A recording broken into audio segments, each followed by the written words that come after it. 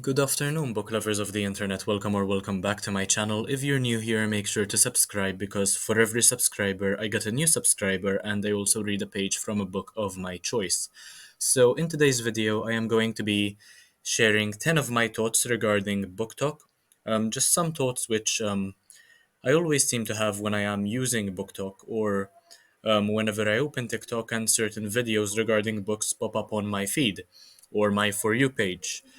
So the first one is I am quite happy that it exists to begin with because I can make shorts for YouTube, and thanks to BookTok, I was able to duet so many videos and get so many views and subscribers out of it. So that is the first thing I want to say. I am very grateful that I had the opportunity to improve my YouTuber skills and get to know so many of you through BookTube. Secondly, is I hate how smut is such a popular genre. So basically, I'm looking at this sheet of paper with my notes. That is why I keep looking down. But I hate how smut is such a popular genre on BookTok, especially, and sometimes it feels as though it is the only genre that exists. And people always seem to bring it up, which can be quite annoying, especially since I don't like that genre to begin with, and I don't see the appeal. But as long as it is getting people to read, I suppose there is some way for me to appreciate it, but still, it isn't for me, and I hate when it happens. Um, that leads me to my third point. Colleen Hoover is way too overrated on there.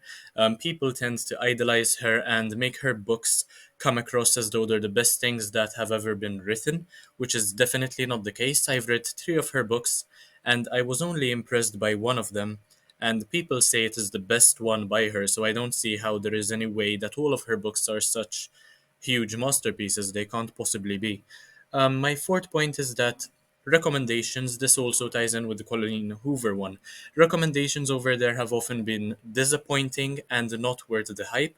Many people seem to start reading books after discovering BookTok, and that is the first time they're reading some book which is very popular, or rather, the book becomes popular because of videos which make them go viral. But when I've read them, a person who's read hundreds of books by now, I am absolutely not impressed by the idea and even hate the lack of originality in the books that people claim are the best they've ever read, which is something that needs to change, or perhaps I should stop using BookTok altogether, save for making shorts on YouTube.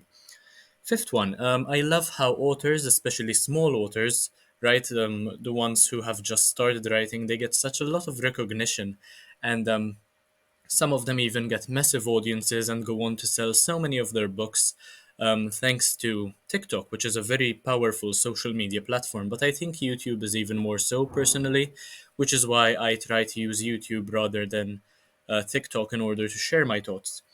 Next one is sounds are often useful for trends to spread love for books. There are certain people who devote their lives to making sounds for TikTok, and some of them are very applicable to BookTok as well. And people get to share their thoughts on their most um, preferred books, their least favorite ones, and such other trends, which is fantastic because readers get to engage in a very wholesome way from my experience. And I've even done it before. I got a lot of recognition, and many people seem to have enjoyed my content. Number six, I think I've just mentioned. So, number seven, yes, okay. Established authors are more connected with their readers than ever, so this can especially be said of people like Jeff Kinney, for example, the author of the Diary of a Wimpy Kid series. I actually follow him on there. He gives updates regarding his Wimpy Kid series almost every day.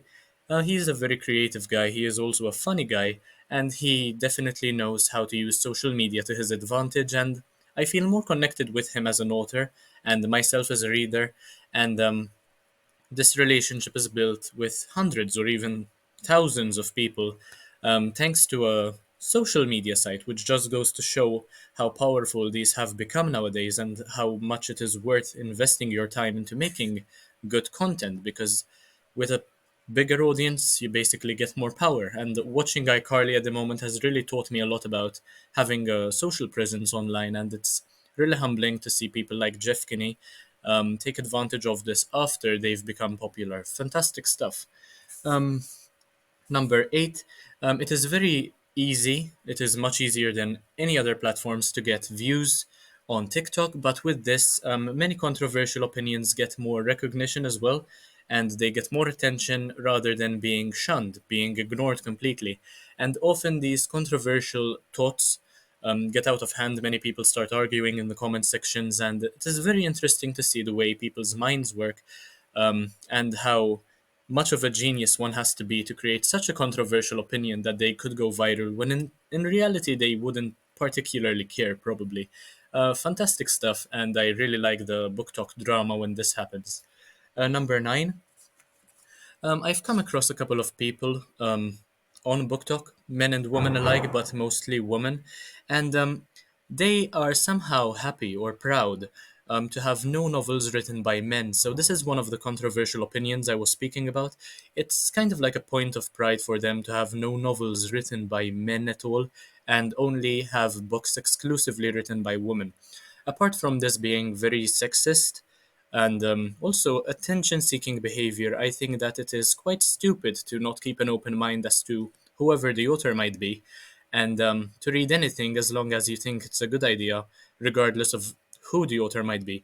You have to separate the art from the artist, and um, it's been quite a challenge to do that myself, so I can see how other people would struggle with that. But still, the blatant sexism is so annoying on there, and people need to stop doing that. They need to keep an open mind because, after all, this is reading. It is something that is beautiful and enjoyed by millions, if not billions, of people around the world. And finally, this isn't something I particularly agree or disagree with.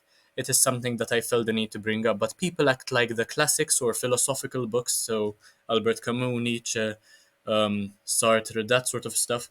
They pretend like they are the peak of fiction or non-fiction even. They're the best sort of writing out there. This just comes across as extremely pretentious because I am more often than not certain that these people haven't even read a page from these authors' works, and it's so annoying and frustrating to see them pretend that they know it all just because they've heard of a philosopher or a popular writer from the past.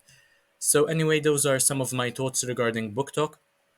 If you have some other thoughts which I didn't mention, let me know in the comment section. Feel free to disagree with anything I said as long as you do it constructively or diplomatically and politely. And make sure that your thoughts are also backed by some sort of knowledge or education, so you don't come across as stupid online. So that's all I had to say. Thank you so much for watching, and I'll see you in the next one, hopefully very, very soon. Bye, guys.